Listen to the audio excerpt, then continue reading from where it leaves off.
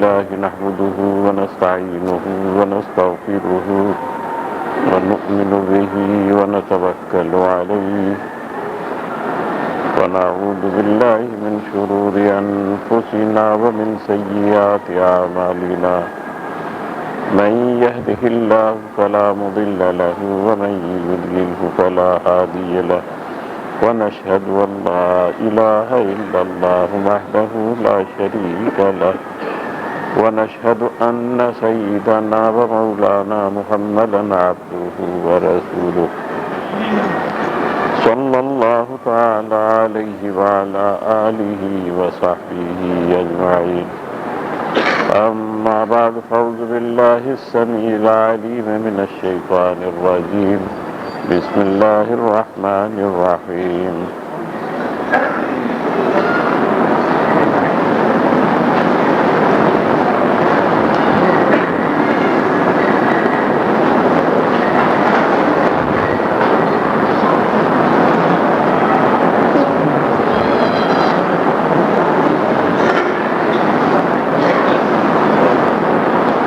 بزرگوں اور دوستوں، آپ سب حضرات کی خدمت میں اس وقت میں حاضر ہوں اور مجھے اس کی خوشی ہے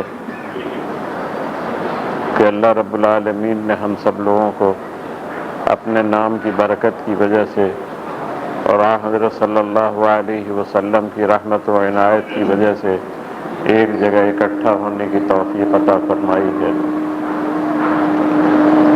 ایسے مواقع کم آتے ہیں، مگر جب موقع ہو تو اس کی قدر کرنی چاہیے۔ مجھے آپ سب حضرات سے پرانا نیاز حاصل ہے، اکثر و بیشتر صورتیں اس میں میری پہچانی ہوئی ہیں، عموماً ان حضرات سے ملاقات بھی ہوتی ہے، کم سے کم ہفتے میں ایک مرتبہ، اور زیارت بھی ہوتی ہے۔ میرے لیے آپ لوگ نئے نہیں ہیں اور میں بھی آپ لوگوں کے لیے نیا نہیں ہوں۔ نبی کریم صلی اللہ علیہ وسلم کے نام پر اور اللہ کے نام پر یہ اجتماع ہوا ہے۔ حضرت صلی اللہ علیہ وسلم کو اللہ رب العالمین نے جو درجہ دینا تھا دے دیا، اور آگے جو کچھ بھی اللہ رب العالمین آپ پہ نوازشیں کرنے والے ہوں گے وہ کریں گے، اس کا تعلق ہم لوگوں کی ذات سے نہیں ہے۔ اللہ کا اپنا ایک نظام ہے، فعال لما یرید۔ اللہ نے خود فرمایا ہے کہ جو چاہتا ہوں وہ میں کرتا ہوں، اس میں کسی کی رائے کو دخل نہیں ہے۔ انہوں نے اس کارخانے کو بنایا، اس کارخانے کو چلانے اور اس کو اچھا رکھنے کے لیے انتظام خود ہی کیا۔ اسی انتظام کی ایک کڑی ہے انسانوں کو عزت دینا اور ان انسانوں کی رہبری کے لیے انبیاء کرام علیہ الصلاۃ والتسلیم کو بھیجنا۔ ان نبیوں کی کڑی کے سب سے اول اور سب سے آخر جناب رسول اللہ صلی اللہ علیہ وسلم ہیں۔ ترمذی شریف کی روایت ہے، حضرت نے خود فرمایا ہے، کنت نبیا وآدم بین الماء والطین۔ میں اس گھڑی نبی تھا عالم ارواح میں جبکہ آدم علیہ الصلاۃ والتسلیم ابھی مٹی اور پانی اور گارے کی شکل میں تھے، یعنی بناوٹ آدم کی ابھی نہیں ہوئی تھی۔ تو حضرت فرماتے ہیں کہ اللہ رب العالمین نے نعمت نبوت اور عزت نبوت سے مجھے اسی گھڑی نواز دیا تھا۔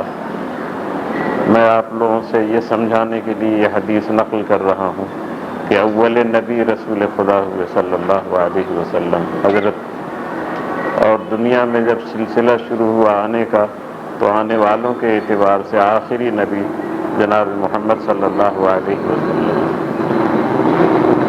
حضرت صلی اللہ علیہ وسلم رسولوں کے بھی خاتم ہیں اور نبیوں کے بھی خاتم ہیں۔ آپ کے بعد نہ کوئی نبی ہے اور نہ رسول ہے، کسی ڈھنگ کا بھی رسول کسی ڈھنگ کا بھی نبی نہیں ہے۔ آپ آخری رسول ہیں اور آخری نبی ہیں۔ یہی قرآن، ابھی وہ آیت تلاوت کی ہمارے قاری صاحب نے، اس میں بھی مضمون یہی تھا۔ قرآن اللہ کا کلام ہے، نبوت اللہ دیتے ہیں، انسان کی محنت سے ملنے والی چیز نہیں ہے۔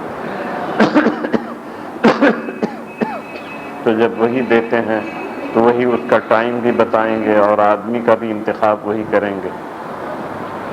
تو انہوں نے جسے مناسب سمجھا اسے نبی بنا دیا۔ ہمارے آقا جناب محمد صلی اللہ علیہ وسلم کا انتخاب اللہ نے کیا ہے، پبلک نے مل کے اللہ سے نہیں کہا تھا کہ انہیں آپ رسول بنا دیجیے۔ جناب رسول اللہ صلی اللہ علیہ وسلم کا بڑا درجہ ہے، اس درجے پر اللہ نے پہنچایا ہے۔ تو مجھے یہ کہنا تھا کہ ان کو اللہ نے جیسا نوازنا تھا نوازا، آئندہ بھی نوازیں گے۔ سورہ والضحیٰ ابھی نماز میں امام صاحب نے پڑھی تھی، اس میں اللہ نے فرمایا ہے وَلَسَوْفَ يُعْطِيكَ رَبُّكَ فَتَرْضَىٰ، حضرت سے کہہ رہے ہیں اللہ تعالیٰ وَلَسَوْفَ يُعْطِيكَ رَبُّكَ فَتَرْضَىٰ، اور آپ کو آپ کے رب وہ کچھ دیں گے کہ آپ راضی ہو جائیں گے۔ یعنی حضرت سے باری تعالیٰ فرما رہے ہیں کہ میں ایسا نوازوں گا کہ آپ خوش ہو جائیں گے۔ تو اس سے مفسرین کرام نے یہ مسئلہ نکالا ہے کہ اللہ کی رضا تو مطلوب ہے ہی، بندے کے لیے ضروری ہے کہ اللہ کو راضی کرے، مگر بعض بندے ایسے ہیں کہ ان کی رضا رب کو بھی منظور ہے، ان میں سے جناب رسول اللہ صلی اللہ علیہ وسلم ہیں، کیونکہ اللہ خود کہہ رہے ہیں وَلَسَوْفَ يُعْطِيكَ رَبُّكَ، اور آپ کے پالنے والے آپ کو عنقریب دیں گے، وہ چیزیں دیں گے کہ آپ خوش ہو جائیں گے۔ وَلَسَوْفَ يُعْطِيكَ رَبُّكَ فَتَرْضَىٰ، تو حضرت کے خوش ہونے کے معنی یہ کہ حضرت خود بولیں اپنے منہ سے کہ میں راضی ہو گیا، میں خوش ہو گیا، تو معلوم یہ ہوا کہ آگے چل کے بھی بڑے درجے ملنے والے ہیں۔ مقام محمود کا تذکرہ آیا ہے قرآن کریم میں بھی اور حدیث شریف میں بھی۔ اللہ رب العالمین حضرت صلی اللہ علیہ وسلم کو ایک ایسے مقام پہ ٹھہرائیں گے جس کا نام ہے مقام محمود، یعنی وہ ایسی جگہ ہے کہ وہاں اس بندے کو اللہ رکھیں گے جس بندے کی تعریف رب نے خود کی ہے، اور وہ بندہ جس کی رب نے تعریف کی ہے جس کو وہاں کھڑا کریں گے اور وہاں ٹھہرنے کی عزت دیں گے، وہ جناب محمد صلی اللہ علیہ وسلم ہے۔ حضرت صلی اللہ علیہ وسلم کو خود اس سے اتنی دلچسپی ہے کہ اذان کے بعد جو دعا ہم لوگ مانگتے ہیں تو وہ دعا حضرت ہی نے ہم لوگوں کو سکھائی ہے، ورنہ ہم لوگوں کو کیا پتہ تھا کہ اذان کیا چیز اور اذان کے بعد کیا دعا کی جائے۔ اس میں آپ ایک کلمہ یہ بھی کہتے ہیں وَابْعَثْهُ مَقَامًا مَحْمُودًا الَّذِي وَعَدتَّهُ وَارْزُقْنَا شَفَاعَتَهُ يَوْمَ الْقِيَامَةِ إِنَّكَ لَا تُخْلِفُ الْمِيعَادَ۔ اللہ سے ہم سب لوگ ہر نماز کے بعد جب یہ دعا کرتے ہیں تو یہ ٹکڑا بھی اس میں ہوتا ہے وَابْعَثْهُ، اور پہنچا دیجئے اللہ حضرت کو مقام محموداً، اس مقام محمود پر الذی وعدتہ، جس کا آپ نے وعدہ کیا ہے۔ قرآن کریم میں باری تعالیٰ نے وعدہ کیا ہے، اس کا تذکرہ مستقل صراحت کے ساتھ ہے وَابْعَثْهُ مَقَامًا مَحْمُودًا الَّذِي وَعَدتَّهُ، وہاں آپ پہنچائیے۔ تو یہ امت کے ذمہ کام رہا کہ ہم لوگ دعا کریں، ہماری دعا خود ہمارے لیے عبادت ہوگی۔ اس کا یہ مطلب نہیں ہے کہ حضرت کی دعا، حضرت کی وہ برتری اور وہ اونچائی ہماری دعا پہ موقوف ہے، وہ تو اللہ کریں گے اور ہماری ذمہ داری ہے دعا کرنا۔ تو جب ہم لوگ دعا کرتے ہیں تو اللہ رب العالمین کے بارگاہ میں ہماری التجا اور ہماری دعا خود یہ ہم لوگوں کے لیے عبادت ہے اور ہم لوگوں کی قبولیت کی ایک نشانی ہے۔ سنا یہ رہا تھا کہ آپ لوگ اس کو اس ڈھنگ سے دیکھیں کہ حضرت کو جو کچھ ملنا تھا وہ ملا اور ملے گا، رہ گئی خلقت اور انسان، اس کا کیا معاملہ ہے؟ تو اللہ رب العالمین نے ہم لوگوں کے لیے بھی دینے کا دروازہ کھول رکھا ہے اور اپنی رحمت ہمیشہ ہم لوگوں پہ بکھیرتے رہتے ہیں۔ البتہ ہماری ذمہ داری یہ لگائی کہ تم لوگ ان کی تابع داری کرو جنہیں ہم نے نوازا ہے، جن کا نام محمد ہے صلی اللہ علیہ وسلم۔ اللہ رب العالمین ہی نے یہ لقب دیا محمد الرسول اللہ، یہ قرآن کریم کی آیت ہے، محمد الرسول اللہ، محمد الرسول اللہ، ترجمہ اس کا یہ ہوگا کہ محمد جن شخصیت کا اسم گرامی وہ اللہ کے رسول ہیں۔ اب کلمہ بنا ہے لا الہ الا اللہ محمد الرسول اللہ، یہ کلمہ ہم لوگوں نے نہیں بنایا، کلمے کے دونوں جز قرآن کریم میں موجود ہیں۔ لا الہ الا اللہ سینکڑوں دفعہ قرآن کریم میں آپ پڑھیں گے۔ محمد الرسول اللہ، اس میں حضرت صلی اللہ علیہ وسلم کی رسالت کا اعتراف ہے۔ کوئی بندہ اگر اپنے کو دنیا میں اور آخرت میں کامیاب بنانا چاہے تو اس کے لیے لازم ہے کہ ایک کام تو یہ کرے کہ اپنے رب حقیقی کو سمجھے اور پہچانے، ان کے سوا کسی کو بھی اپنا معبود نہ جانے اور کسی ڈھنگ سے بھی شریک کرنے کا کام نہ کرے، وہ سب سے بڑا گناہ ہے۔ قرآن کریم ہی میں اللہ نے فرمایا ہے ان الشرک لظلم عظیم، شرک سب سے بڑا ظلم ہے جو پاپ انسان کر سکتا ہے۔ ظلم کہتے ہیں بے محل کام کرنے کو، بے جگہ، بے موقع، بے قاعدہ۔ تو بے قاعدہ دھندوں میں سب سے بڑا برا دھندا ہے اللہ رب العالمین کے ساتھ کسی کو کسی ڈھنگ سے بھی شریک و سہیم ٹھہرانا، خواہ ان کی عبادت میں یا خواہ ان کی ذات میں یا کسی بھی طریقے سے۔ شاید شرک بھی ہم لوگوں کے لیے باعث موت ہے۔ ایمان پہ خاتمہ ہونا یہ نعمت ہے، اور شرک اگر ہو اس پہ خاتمہ ہو تو یہ کفر ہے۔ کافرانہ موت کا انجام بھی برا ہے، کافرانہ زندگی کا حال دنیا میں بھی برا ہے۔ تو دنیا میں بھی کامیابی حاصل کرنے کے لیے لازم ہے کہ جناب رسول اللہ صلی اللہ علیہ وسلم کی ذات سے ہم وابستہ ہو جائیں، اور اس حضرت صلی اللہ علیہ وسلم نے جو بنیادی تعلیم ہمیں بتائی ہے اس بنیادی تعلیم کو ہم سمجھیں۔ بنیادی تعلیم ہے لا الہ الا اللہ۔ یہ ایسا کلمہ ہے، کلمہ کہتے ہیں بول کو جو آپ بولتے ہیں، اس کا عنوان مذہب اسلام نے رکھا کلمہ طیبہ، پاک کلمہ۔ اللہ رب العالمین کی وحدانیت کا بیان یہ سب سے زیادہ پاک کلمہ ہے۔ آپ نے جب کہا کہ اللہ ایک ہیں اور کوئی ان کا شریک و سہیم نہیں ہے، سبحان اللہ آپ نے کہا، اللہ کی تعریف ہوئی، الحمدللہ کہا، اللہ کی تعریف ہوئی، اللہ اللہ آپ نے کہا، پروردگار عالم کی الوہیت کا آپ نے اقرار کیا۔ یہ آپ کی ڈیوٹی ہے اور آپ کے فرائض میں ہے۔ اس کے خلاف اگر آپ چلیں گے تو آپ کے لیے سب سے زیادہ وبال اسی دنیا میں ہے۔ آخرت میں جو وبال ہے اس کو تو لفظوں میں بیان کرنا اور سمجھانا بہت مشکل ہے۔ مگر اس صحیح ڈگر پہ کس نے ہم کو ڈالا؟ اللہ کے رسول نے، جن کا اس میں گرامی محمد ہے صلی اللہ علیہ وسلم۔ تو حضرت صلی اللہ علیہ وسلم کا ہمارے اوپر کرم ہے کہ انہوں نے رب حقیقی کا ہمیں پہچاننے کا ڈھنگ بتا دیا، اصلی مالک کو ہم کیسے پہچانیں اور اصلی مالک ہم سے کیا چاہتے ہیں اس کو ہم کیسے کریں۔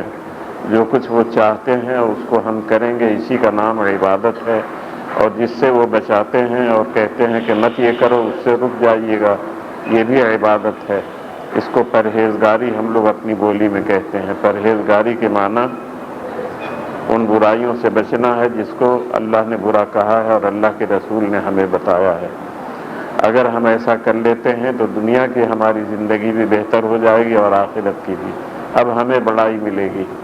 تو میں سمجھا یہ رہا تھا کہ ہم لوگ لاکھوں لاکھ دفعہ اگر جناب رسول اللہ صلی اللہ علیہ وسلم کی تعریف کریں تو ہماری تعریف سے ان کی شان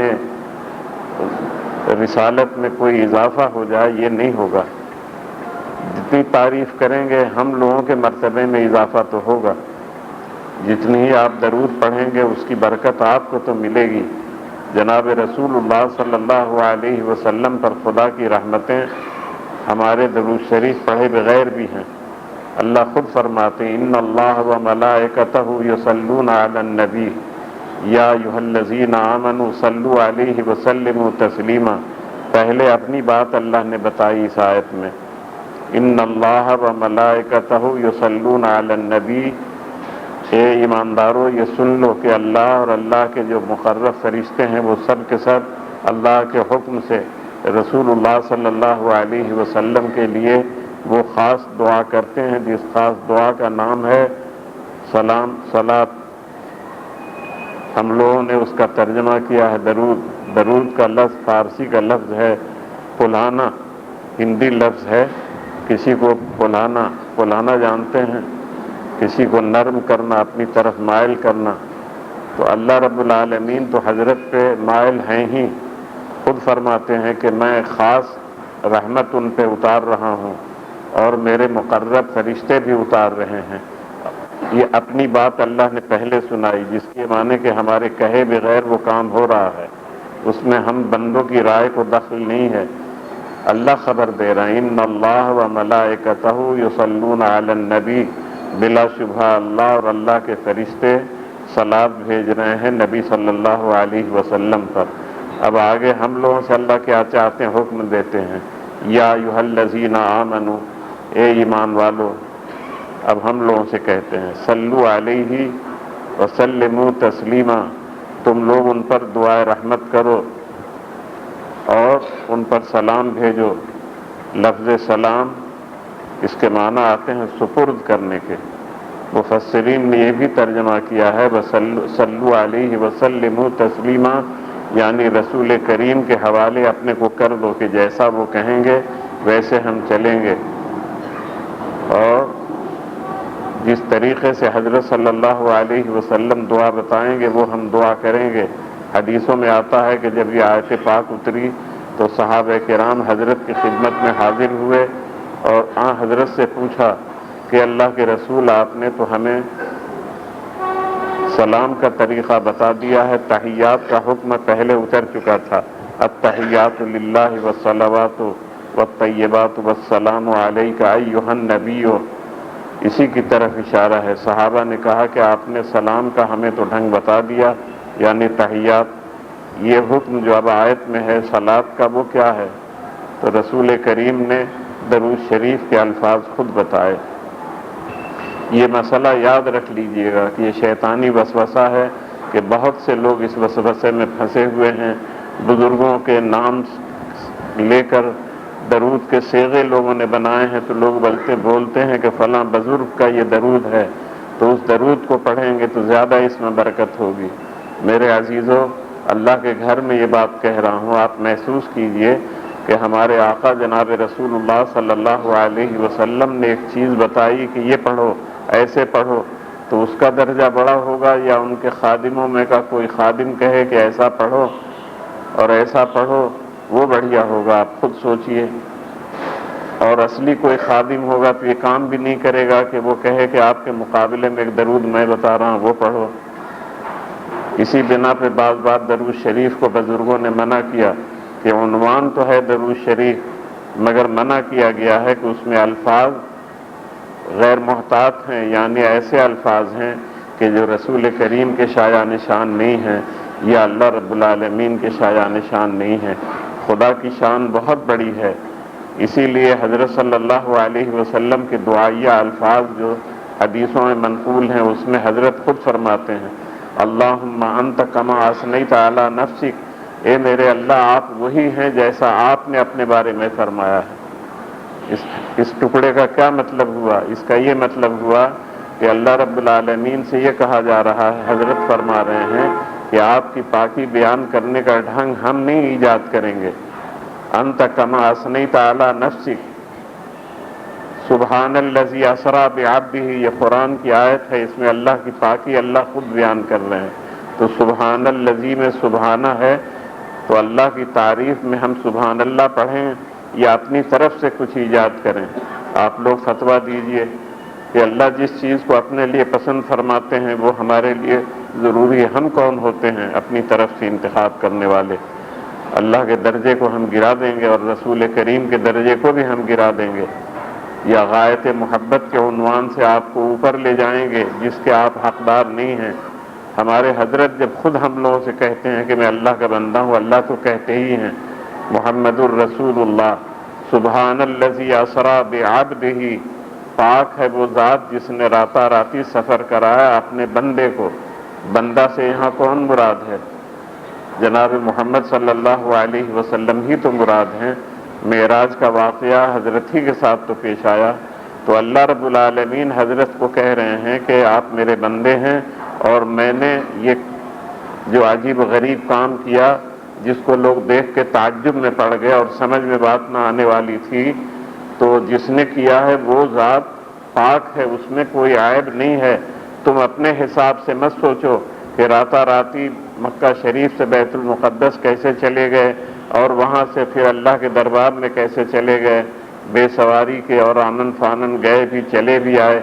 ये तो हम लोगों के हिसाब से मुश्किल काम है, क्योंकि हम लोग ऐबदार आदमी हैं, बेटांग के चल नहीं सकते हैं, बेसवारी के दूर जा नहीं सकते हैं। ये सब हम लोगों के लिए भी खूबी की बात नहीं, ऐब है।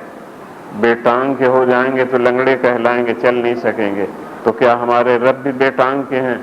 ان کو بھی آنے جانے کے لیے سواری کی ضرورت ہے؟ وہ تو ہر جگہ موجود ہیں۔ نحن اقرب الیہ من حبل الورید، اللہ فرما رہے ہیں کہ میرے بندو میں تمہارے شہ رگ سے زیادہ قریب تمہارے پاس ہوں۔ حدیثوں میں ہے، حضرت نے فرمایا ہے کہ اللہ کہتے ہیں کہ مجھے نہ عرش اور نہ آسمان اور زمین کی پہنائی سما سکتی ہے، میں تو قلب مومن میں رہتا ہوں۔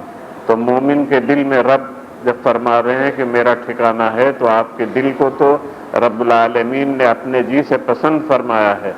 وہ اتنے قریب ہیں آپ سے، جنہیں آپ رب کہتے ہیں، جنہیں اللہ کہتے ہیں، تو اس اللہ کی تعریف اللہ نے خود کی، سبحانہ۔ اسی لیے حضرت نے فرمایا کہ لفظ سبحانہ سے جو تعریف ہوتی ہے، ایک دفعہ تم بولو گے اور اس کا ثواب اگر اکٹھا کیا جائے اس عالم مادی کی چیز میں، مثال کے طور پہ سمجھنا چاہیے جیسے اینٹوں کی تھاک لگاتے ہیں تو وہ تو اوپر ہوتی جائے گی، تو تھاک لگائیے ثواب کی بھی، تو زمین سے لے کے عرش الہی تک ایک دفعہ الحمدللہ پڑھنے اور سبحان اللہ پڑھنے کا ثواب اتنا ہو جائے گا کہ اس کی تھاک وہاں تک پہنچ جائے گی۔ اب اگر آپ شب و روز سبحان اللہ پڑھتے رہیں تو آپ اندازہ کیجئے کس قدر اللہ رب العالمین کی خوشی آپ کو ملے گی، الحمدللہ سے کتنی برکتیں آپ کو ملیں گی۔ تو یہ برکتیں کس کلمے کی ہیں؟ جس کلمہ کو اللہ نے ہمیں سکھایا ہے۔ تو درود شریف بھی رسول کریم نے سکھایا، اور درود پڑھنے کا حکم کس نے دیا؟ اللہ نے دیا، مگر وہ ایسا پاکیزہ کام ہے کہ خود پہلے کیا۔ فرما رہے ہیں کہ میں پڑھ رہا ہوں، اپنے اس محبوب بندے پر اپنی خاص رحمت اتار رہا ہوں، اور میرے پاس جو فرشتے ہیں وہ بھی یہ کام کر رہے ہیں میرے حکم سے، مومنو تم بھی یہ کرو۔ میں اس پہ یہ بات سنانے لگا تھا کہ اس کرنے کا ثواب اور اجر اور درجات کی بلندی کسے ملے گی؟ ہم لوگوں کو ملے گی۔ تو رسول خدا کی تو ذات گرامی ایسی اونچی ہوئی کہ آپ نے ان کا دامن تھاما، ان کا نام لیا اور آپ کو اونچائی ملنے لگی۔ اب اگر آپ پوری طرح سے ان کی باتوں کو اپنی زندگی میں سمو لیں تو پھر آپ کتنے اونچے ہو جائیں گے، اس کو لفظوں میں سمجھانا بہت مشکل ہے۔ نبی کریم صلی اللہ علیہ وسلم نے مگر یہی چاہا ہے کہ جتنے بھی اللہ کے بندے ہیں، انسان ہوں یا جنات، وہ سب کے سب رسول خدا صلی اللہ علیہ وسلم کے نقش قدم پہ چلیں۔ اے میرے دوستو، سیرت پاک تو دنیا کے ذرے ذرے میں پھیلی ہوئی ہے۔ رسول اللہ صلی اللہ علیہ وسلم کی زندگی خود ایک کتاب تھی کھلی ہوئی۔ قرآن تو ایک کتاب ہے ہی، اس قرآن میں جو جو باتیں ہیں انہی کی شرح جناب رسول اللہ صلی اللہ علیہ وسلم نے کی، کر کے آپ نے دکھا دی۔ تو کیا ہوا کام، اس کے جو نقوش ہیں وہ مٹنے والے نہیں ہیں، حضرت کے کیے ہوئے کام وہ جمے ہوئے کام ہیں۔ سب سے بڑا معجزہ ہے کہ ایسے لوگ لاکھوں کی تعداد میں جو اللہ سے ناآشنا تھے اور دنیا جہان کی برائیوں میں لگے رہتے تھے، رسول اللہ صلی اللہ علیہ وسلم تنہا یکا محض اللہ کے فضل سے آپ نے ان لوگوں کو اپنے حلقہ بگوش اور اللہ کی ارد گرد ایسا جمع کیا کہ جب حضرت نے سن 10 ہجری میں آخری حج کیا ہے تو اس حج میں 1.25 لاکھ آپ کے ماننے والے شریک تھے۔ تو کیا اس وقت 1.25 لاکھ ہی ماننے والے تھے؟ نہیں، جو شریک حج تھے ان کی یہ تعداد ہے۔ بہت سارے تو اپنے گھروں میں ہوں گے، جو بوڑھے ہوں گے، معذور ہوں گے، بیمار ہوں گے، خواتین ہوں گی جو اپنے حالتوں کی وجہ سے نہ آ پائے ہوں گے، تو 1.25 لاکھ تو ماننے والے حج میں شریک ہو گئے۔ تو ایک ذات نے اتنا بڑا انقلاب پیدا کر دیا کہ تمام لوگ گمراہیوں سے تائب ہو کر حضرت کے دامن سے وابستہ ہو گئے۔ پھر جب وہ لوگ نیکوکار بن گئے تو اللہ نے انہیں نواز دیا۔ مکے سے نکالے گئے تھے، کتنا بڑا ظلم ہوا تھا، وطن چھوڑنا آسان ہے، تو جنہوں نے وطن چھوڑوایا تھا ان لوگوں نے کتنی بڑی زیادتی کی تھی اور کیسے کٹھور اور سخت دل تھے، مگر آقا دو عالم جناب رسول اللہ صلی اللہ علیہ وسلم کو رب العالمین نے پھر مدینہ سے مکہ معظمہ پہنچایا سن 8 میں، اور مکے پہ اسلام کا جھنڈا لہرایا، اور حضرت صلی اللہ علیہ وسلم کے واسطے سے وہ عظمت وہاں لوٹ کے آئی جو عظمت تاریخی بن گئی۔ حضرت نے ان لوگوں کو بٹورا، سب لوگ اکٹھے ہو گئے جو مخالفین تھے، اور ان سے پوچھا کہ میں کیا کروں تمہارے ساتھ؟ تو لوگوں نے یہ کہا کہ آپ تو شریف ہیں، شریف کی اولاد ہیں، مطلب سمجھ گئے آپ اس کا؟ ان کا مطلب یہ تھا کہ آپ اچھے آدمی، اچھا ہمارے ساتھ معاملہ کریں گے۔ اچھا معاملہ یہ تو نہیں ہے کہ جان مار دو۔ وہ لوگ سمجھ رہے تھے کہ ہماری اس بولی کا کیا مطلب ہے، تو رسول کریم بھی سمجھ رہے تھے کہ یہ لوگ کیا چاہتے ہیں۔ تو حضرت صلی اللہ علیہ وسلم نے کہا فاذهبوا انتم الطلقاء، تم لوگ جاؤ، تم لوگوں کو میں نے چھوڑ دیا، تم لوگ آزاد ہو۔ یہ ان لوگوں کو آزادی ملی، اور ادھر اسلام کے ماننے والوں کو وہ عزت ملی جو مثالی عزت تھی۔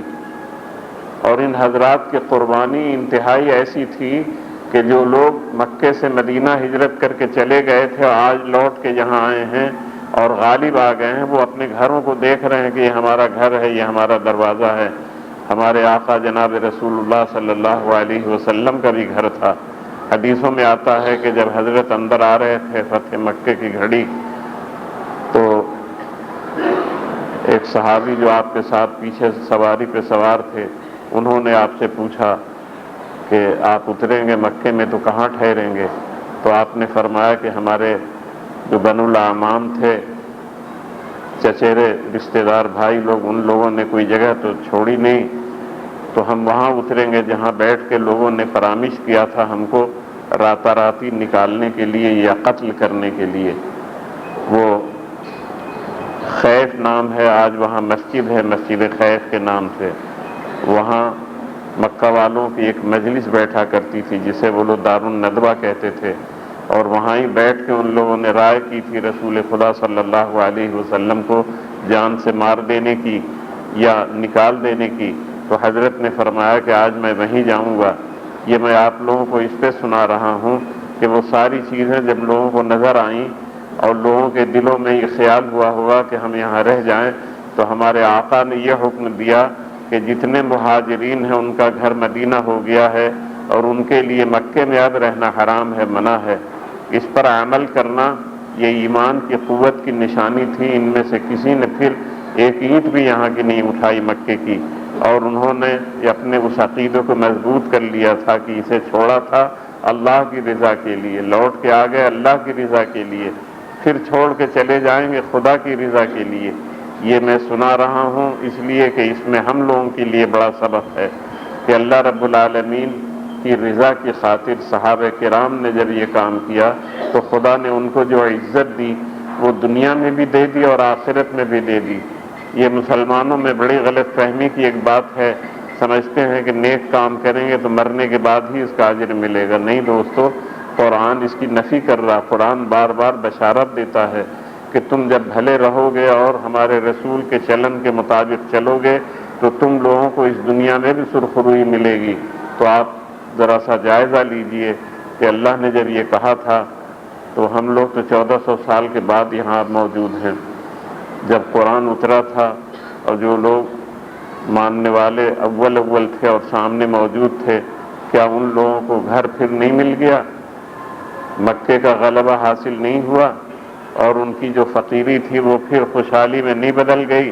حدیثوں میں آتا ہے کہ صحابہ کرام جو مکے سے ہجرت کر کے آئے تھے اور جن کو حضرت صلی اللہ علیہ وسلم نے مدینہ کے بھائیوں کے ساتھ جوڑ دیا تھا اور ایک ایسا رشتہ لگا دیا تھا کہ اس کا عنوان تھا مواقات، یعنی بھائی بنا دیے گئے ایک دوسرے کو۔ حضرت فرما دیتے تھے کہ تم دونوں بھائی ہو، ایک مکے کا، ایک مدینے کا، ایک مہاجر ہے، ایک مددگار ہے۔ تو یہ مواقاتی سلسلہ ایسا چلا کہ حدیثوں میں آتا ہے کہ جب مہاجرین کی مالی حالت اللہ نے اچھی کی، جو لوگ گھر چھوڑ کے آئے تھے تو کیا ہمیشہ مدینے میں بے گھر ہی رہے؟ ایسا نہیں، اللہ نے ان کو بھی گھر دیا، باغات دیے۔ تو ان حضرات نے احسان کا بدلہ یہ دیا کہ جو سامان ملا تھا ان بزرگوں سے جن کو انصاری کہتے ہیں ان کو لوٹانے کی کوشش کی اور کہا کہ بھائی یہ تم نے دیا تھا، یہ تم لے لو۔ یہ میں یہ بتانے کے لیے سنا رہا ہوں کہ اگر دیا نہیں تو لوٹا کیسے سکتے تھے؟ تو غریبوں کو اللہ نے دھنی بنا دیا تھا۔ ایک حدیث شریف چھوٹی سی ہے، وہ سن لیجئے۔ صحابہ کرام میں ایک صحابی ہیں ابو ہریرہ کے نام سے مشہور ہیں، یہ ان کی کنیت ہے، حضرت کو بہت محبوب تھے۔ 7 ہجری میں یہ مسلمان ہوئے ہیں۔ اور بہت غریب آدمی تھے، اصحاب صفہ میں سے ہیں۔ ان کا کام یہ ہوتا تھا کہ دن رات رسول خدا کی خدمت میں بیٹھنا اور حضرت سے باتیں سننی اور سیکھنی، طالب علم سمجھ لیجئے، اور پیٹ بھرنے کے لیے کسی سے مانگنا چانگنا نہیں، بلکہ جنگل جانا، لکڑیاں کاٹنی، اسے لا کے بیچنا اور بیچ باچ کے اسے اپنے اوپر خرچ کرنا، جب خرچہ ختم ہو جائے تو پھر جانا اور پھر بیچنا اور پھر کھانے پینے کا بندوبست کرنا۔ تو ان پہ کبھی کبھی ایسا ہوتا تھا کہ جو سامان کھانے کا تھا وہ چک گیا، اور دل میں یہ جذبہ ہے کہ رسول خدا کے قدموں سے لپٹا رہوں، تو ایک دو روز وہ ٹالنے کی کوشش کرتے تھے جنگل میں جانے اور لکڑی کی کٹائی سے اپنے کو الگ رکھنے کی، صرف اس جذبے سے کہ یہاں سے حاضری کم سے کم ہو۔ تو ان کا خود اپنا بیان ہے، اور یہ اس گھڑی انہوں نے بیان دیا ہے کہ ان کے ہاتھ میں ایک رومال تھا بہت عمدہ، کتان کا۔ کتان یہ تیسی جس کو ہم لوگ کہتے ہیں، اس پودے کے اوپر بھی چھلکا ہوتا ہے باریک سا، جیسے پاٹ اور سن ہے۔ تو اب آج کل تو اتنی ترقی ہو گئی کہ سن کے ڈورے بنا کے ریشمین جیسے کپڑے بننے لگے ہیں، اور لوگ اسی کو ریشمین کپڑا بھی کہتے ہیں۔ کتان کا ڈورا لوگ بناتے تھے اس زمانے میں، اور اس کا کپڑا بنتے تھے، اور وہ قیمتی سمجھا جاتا تھا۔ اور یہ لفظ اتنا پرانا ہے کہ بنارس کی جو ساڑیاں بنانے والے لوگ ہیں، آج بھی وہ لوگ ریشمین ساڑیوں کو کتان کی ساڑی کہتے ہیں۔ تو کتان کا مطلب ہوا قیمتی سوتے کا کپڑا۔ ایک رومال ان کے پاس تھا کتان کا، اس سے ناک صاف کر رہے تھے ابو ہریرہ، اور اپنے نفس کو خطاب کر کے کہتے ہیں، بخ بخ یا ابا ہریرہ، واہ واہ ابو ہریرہ، آج تم اس ریشمین رومال سے ناک صاف کر رہے ہو۔ اب اپنی کہانی سناتے ہیں اپنے نفس کو۔ شریف آدمیوں کا یہی طریقہ بھی ہے اپنے دن یاد رکھنا کہ ابو ہریرہ ایسا بھی ہوا ہے کہ غربت اور فاقے کی وجہ سے رسول کریم کے دروازے اور مسجد نبوی کے بیچ جو جگہ ہے وہاں تم بے ہوش پڑے رہتے تھے، اور صحابہ گزرتے تھے تمہیں بے ہوش دیکھ کے کہتے تھے کہ ابو ہریرہ پاگل ہو گیا ہے، اسے جنون کی بیماری ہو گئی ہے۔ حالانکہ مجھے جنون نہیں تھا، میں تو فاقوں کی وجہ سے کمزوری میں اس حال میں پہنچ گیا تھا۔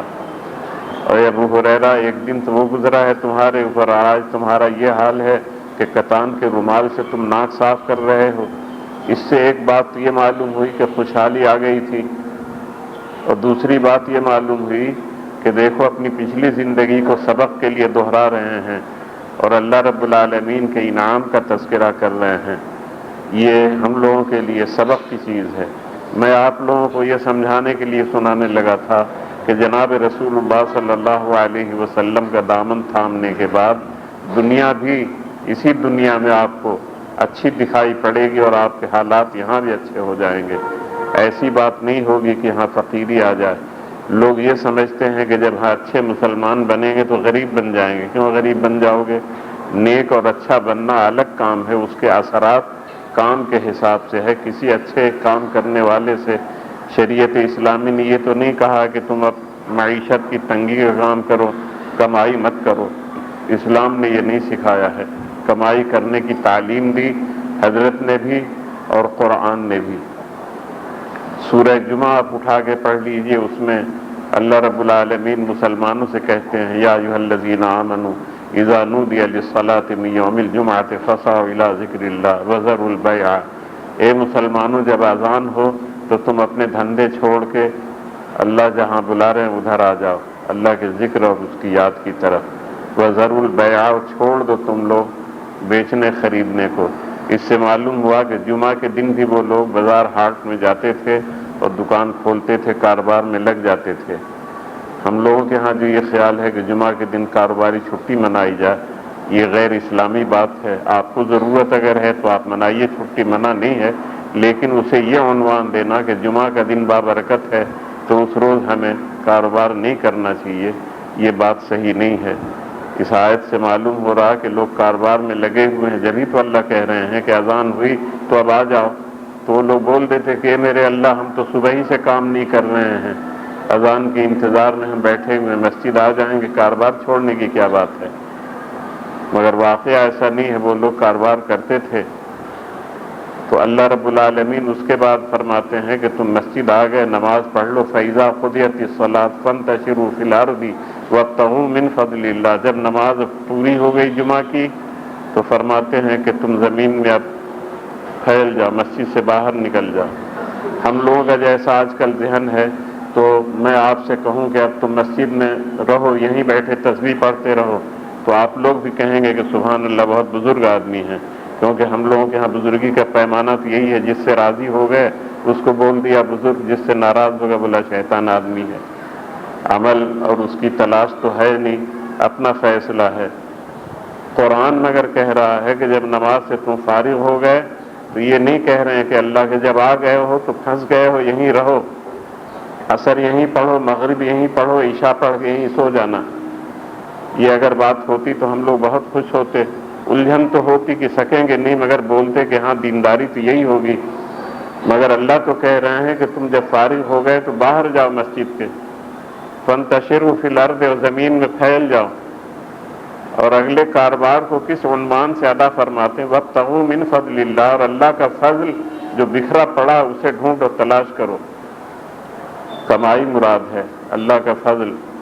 کمائی کون دیتا؟ اللہ دیتے ہیں، تو اپنی طرف نسبت کی کہ تم باہر نکلو، تلاش کرو، اور یہ نہ سمجھو کہ ہماری جد و جہد سے جو چیز ملے گی وہ ہماری ہے، بلکہ یہ سمجھو کہ اللہ کی عنایت ہوگی، ورنہ لاکھوں آدمی جد و جہد کرتے کرتے شام تک بھوکے رہتے ہیں اور ان کو کچھ نہیں ملتا۔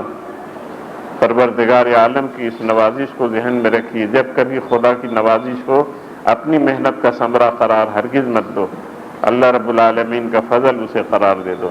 دیکھو نا، حدیث شریف میں عجیب بات ہے، ہمارے حضرت نے ایک دفعہ صحابہ سے کہا کہ تم لوگ کبھی اس بھول میں نہ پڑنا کہ یوں بولو کہ ہم جنت میں چلے جائیں گے اپنی نماز کی وجہ سے اور روزوں کی وجہ سے، ایسا نہیں ہوگا، اللہ کے فضل کی وجہ سے جاؤ گے۔ تو صحابہ کرام کو یہ اجازت تھی کہ جو من میں آئے وہ حضرت سے پوچھ لیں۔ ان لوگوں نے فوراً سوال کیا، وانت یا رسول اللہ، اے اللہ کے رسول اور آپ؟ تو حضرت نے فرمایا کہ میرا بھی یہی حال ہے، یعنی اللہ کا فضل ہوگا تو جنت کی چابی مجھے ملے گی، فضل نہیں ہوگا تو نہیں ملے گی۔ میری بات سمجھ میں آ رہی؟ یہ دو ٹوک باتیں ذہن میں رکھا کیجئے، عقیدے خراب ہو جاتے ہیں اگر صحیح بات ذہن میں نہ ہو، اور آدمی بد اعتقادی میں مبتلا ہو جاتا ہے۔ جناب رسول اللہ صلی اللہ علیہ وسلم اللہ کے محبوب بندے ہیں، رسول ہیں، لیکن اللہ کے مشیر کار نہیں ہیں۔ اب اگر کوئی بندہ اس خوش فہمی میں پڑے کہ حضرت مشیر کار ہیں اور حضرت کو مشیر قرار دینے لگا یہ سمجھ کے کہ یہ بہت اچھا عقیدہ ہے، تو یہ عقیدہ کفر کا عقیدہ ہوگا۔ دل سے اسے کفر جانو، اگر نہیں جانو گے، اس کا مطلب بیان کرو گے تو اس کے معنی کہ اپنی آخرت تم برباد کر رہے ہو۔ قرآن جو کہہ رہا ہے ہمارے حضرت وہ ہم لوگوں کو بتاتے ہیں، اس کو بولنے میں اور ماننے میں آپ کو اگر تکلف ہے تو اس کے معنی کہ قرآن نہیں مانا آپ نے، ایسا ہوگا یا نہیں؟ لا الہ الا اللہ محمد الرسول اللہ، کلمہ شہادت روز پڑھتے ہیں، روز کئی دفعہ پڑھتے ہیں، اشہد ان محمدً عبدہ ورسولہ۔ یہ کلمہ کس نے سکھایا؟ کسی مولوی صاحب نے تو نہیں سکھایا۔ مولوی صاحب نے سکھایا ضرور ہے بھائی، مجھ سے غلطی ہوئی، بنایا نہیں ہے، کیونکہ کوئی بتائے گا جبھی تو ہمیں کلمہ بھی آئے گا۔ تو بتانے کا سلسلہ تو اس امت محمدی میں اول دن سے ہے، ہمارے حضرت نے بھی یہی فرمایا، اور یہ دین پھیلا بتانے ہی سے ہے، اس میں جمود نہیں ہے، جو جانتے ہو بتاؤ۔ تو حدیث میں قرآن میں جو کچھ ہے وہ کوئی جاننے والا بتائے گا جبھی تو سمجھ میں بات آئے گی۔ تو ہم لوگوں کو جو تعلیم دی گئی وہ تعلیم قرآن میں بھی موجود ہے اور حضرت صلی اللہ علیہ وسلم کی دی ہوئی تعلیم ہے۔ کیا کلمہ شہادت، 5 کلمہ تو سارے بچوں کو ہم لوگوں کو بچپنے میں یاد کرایا گیا قاعدہ بغدادی میں، اس میں یہ کلمہ ہے یا نہیں آپ پڑھیے، اب جا کے دیکھ لیجئے گا۔ کلمہ طیبہ بھی ہے، پھر دوسرا اور تیسرا چوتھا پانچواں کلمہ بھی ہے، کلمہ شہادت ہے یا نہیں ہے؟ ہے، ہم لوگ گواہی دیتے ہیں، اشہد ان محمدً، میں گواہی دیتا ہوں کہ محمد صلی اللہ علیہ وسلم اللہ کے بندے ہیں اور اللہ کے رسول ہیں۔ تو جب اللہ کے رسول خود کہہ رہے ہیں کہ تم لوگ یہ گواہی دو تو آپ کو کیا مصیبت آتی، آپ کو کیا بھاری لگ رہا ہے؟ حضرت صلی اللہ علیہ وسلم کو بندہ کہنے میں آپ کو کیا تکلیف ہے؟ میری سمجھ میں یہ بات نہیں آئی۔ جب اللہ رب العالمین فرما رہے ہیں کہ ایسا کہو تو اللہ کی بات ماننے کے معنی ہے کہ ویسا کہنا پڑے گا. ہم کو کیا بوجھ ہے؟ ہم کو تو وہ کہنا ہے کہ جو اللہ کہہ رہے ہیں، اور ہمیں وہ کرنا ہے جو رسول خدا کر رہے ہیں، بتا رہے ہیں. تو میں یہ سنا رہا تھا اور سمجھانا چاہتا ہوں کہ جناب رسول اللہ صلی اللہ علیہ وسلم کو جب آپ مانیں گے اور ان کے ساتھ لگیں گے اور ان کی تابعداری کریں گے تو اس غلط فہمی میں نہ پڑیے کہ دنیا خراب ہو جائے گی اور غریبی آ جائے گی. اس دنیا میں ہی حضرت کی بعثت کے بعد مسلمانوں کی مملکتیں رہی ہیں یا نہیں؟ حکومتیں تو رہی ہیں. تو حکومتوں کے رہنے کے معنی غریبی کے تو نہیں ہیں. ہمارے حضرت نے فرمایا کہ ایک دور ایسا آ جائے گا کہ زکوٰۃ کی رقم لے کے لوگ پھریں گے مستحق کو دینے کے لیے اور کوئی مستحق نہیں ملے گا. تو اس کے معنی یہ ہے کہ غربت نہیں ہے، خوشحالی آ گئی ہے. تو حضرت کے اس فرمانے سے معلوم ہو رہا کہ ایسا ٹائم آ جائے گا کہ خوشحالی ہوگی. معلوم ہوا کہ زکوٰۃ کا دینا تو عبادت کا کام ہے اور آپ کے سامنے خوشحالی موجود ہے. کوئی آدمی نہیں مل رہا جس کے ہاتھ پہ آپ رقم ڈال سکیں. تو اسلام کے بارے میں یہ عقیدہ رکھنا کہ بس جو کچھ بھلائی ہوگی مرنے کے بعد ہوگی، قبر سے شروع ہوگی یا دم نکلنے کی گھڑی سے شروع ہوگی، اور ادھر کا معاملہ بالکل ہوائی ہے، یہ بات تو نہیں ہے. واقعی ہے اور تاریخی شواہد موجود ہیں. ہمارے بزرگوں کی زندگی بتاتی ہے کہ اللہ رب العالمین نے ان سب حضرات کو ان لوگوں کی جو قربانیاں تھیں اس کے معاوضے میں دنیا ہی میں ان کو نواز دیا تھا. حدیثوں میں واقعات ہیں صحابہ کرام کے کہ اللہ رب العالمین نے کھانے پینے رہنے سہنے کی سب سہولتیں دے دیں. اور ابھی میں نے بتایا کہ ان حضرات نے کوشش کی کہ انصار کے جو احسانات ہیں ان کا ہم بدلہ چکا دیں، لوٹا دیں. تو بلا آمدنی کی یہ چیز تھوڑی ہو جائے گی. صحابہ میں بڑے مالدار بھی لوگ تھے. حضرت عثمان غنی، ان کو غنی اس لیے بھی کہتے ہیں کہ بہت خوشحال آدمی تھے. حضرت عبد الرحمن ابن عوف بہت مالدار آدمی تھے. اور اسی طرح سے دیگر اور بھی صحابہ کرام بہت خوشحال تھے.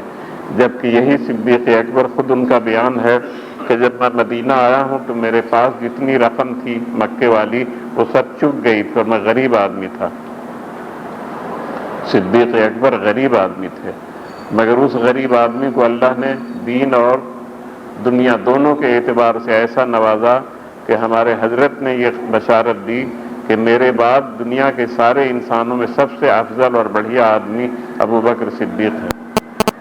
یہ تو نیکی کی شہادت ہو گئی. اور مرتبہ دنیاوی جو ہمارے ہاں دنیاوی کوئی مرتبہ نہیں ہے، ہر مرتبہ دنیاوی بھی دین کے تابع ہے، جبھی اس میں بھلائی آئے گی. خلیفہ اول اللہ رب العالمین نے صدیق اکبر کو بنایا اور سب لوگوں نے طے کیا کہ ہم میں سب سے بڑھیا آدمی یہی ہیں. ہماری نماز جب ان کے پیچھے ہو جائے گی تو ہماری دنیا بھی ان کے پیچھے رہے گی. جو یہ کہیں گے ہم کریں گے. تو صحابہ کرام نے ان کی تابعداری کی تو ان کے دن پلٹ گئے یا نہیں پلٹ گئے؟ تقویٰ و طہارت کا اندازہ اس سے کیجئے کہ انہوں نے اس برتری کو جو خلافت کے عنوان سے سامنے آئی دنیا حاصل کرنے کا ذریعہ نہیں بنایا. ان کے احوال میں ہے کہ صدیق اکبر نے انتخاب خلافت کے اگلی صبح کو جب یہ کندھے پہ کپڑا لادے چلے جا رہے تھے بازار، رستے میں انہیں پکڑا اور پوچھا کہاں جا رہے ہو؟ تو فرمانے لگے کہ اگر یہ نہیں بیچوں گا تو بال بچوں کی پرورش کیسے ہوگی؟ تو آپ نے کہا کہ میرے سنگ تم لوٹو، اگر تم اس میں لگو گے تو امت کی دیکھ بھال کون کرے گا؟ مسجد میں لے آئے، لوگوں کو بٹورا جمع کیا اور لوگوں سے کہا کہ ان کی کفالت ہمیں کرنی چاہیے. تو جو کچھ ان کا خرچہ تھا ان سے پوچھ کے لوگوں نے دینا طے کیا اور وہ ان کو خرچہ ماہوار دیا جانے لگا. ان کی بیوی صاحبہ سمجھدار تھیں. خواتین گھروں میں ایسا کرتی ہیں کہ اپنے شوہر کی کمائی میں سے کچھ نہ کچھ بچانے کی کوشش کرتی ہیں. تو انہوں نے تھوڑے تھوڑے پیسے بچا کے ایک اچھا کھانا بنا لیا تھا، ایک روز حلوہ بنا لیا تھا. صدیق اکبر کی بھلائی آپ کو بتا رہا ہوں کہ اللہ نے ان کو وہ رتبہ دیا تو بھلے کتنے تھے اس کا اندازہ کیجئے. آئے تو دسترخوان پہ دیکھا کہ معمول کے خلاف ایک نئی چیز رکھی ہے. پوچھا، بیوی نے بتایا تو آپ نے دریافت کیا کہ کہاں سے پیسے آ گئے؟ تو انہوں نے اپنی خوبی بتائی کہ جو تم دیتے ہو اسی میں سے کاٹ پیٹ کے میں نے بچا لیا تھا اور آج حلوہ بنا لیا. تو آپ کا ذہن اس طرف گیا، فرمانے لگے کہ اس کے معنی یہ ہوئے کہ جو ہمیں ملتا ہے تو اس میں کاٹ پیٹ کے بچانے کی بھی گنجائش ہے تو وہ بیشی ہے. وہ پیالہ لیے مسجد میں واپس چلے آئے، لوگوں کو بٹورا، لوگوں کے سامنے کہا کہ یہ قصہ ہمارے ہوا ہے تو اتنا حصہ مجھے جو آپ لوگ دیتے ہیں اس میں سے کاٹ دیجیے۔ ایسی مثال بھی نہیں ملے گی۔ اور کپڑا کے گٹھر اتار کر دین کے کام میں لگانے کی کوشش مسلمانوں کی طرف سے جو اس وقت ہوئی، اس کی بھی مثال نہیں ملے گی۔ لوگوں نے یہ نہیں کہا کہ تم اللہ والے ہو یا ابو بکر صدیق تو فاقے کیا کرو، بہت فاقے تم نے کیے ہیں، اب بھی کرو، اور اگر تم کچھ مانگو گے تو تمہاری دنیا داری کی یہ نشانی ہوگی۔ یہ میں خاص طور سے اس لیے کہہ رہا ہوں کہ آج کل ہم لوگوں کا ذہن یہی ہو گیا ہے